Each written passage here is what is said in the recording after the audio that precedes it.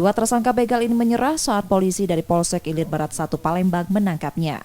Kedua tersangka masing-masing Rendra dan IS remaja 16 tahun.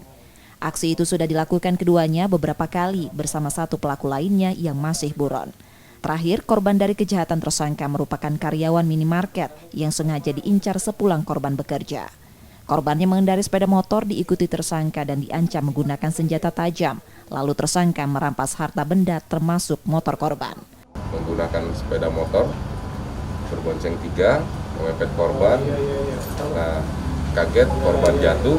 Pada saat jatuh itu pelaku ini ada yang meminta uang, ada yang mengambil tas yang dibawa korban, dan ada juga yang mengancam dengan menggunakan senjata tajam dengan parang.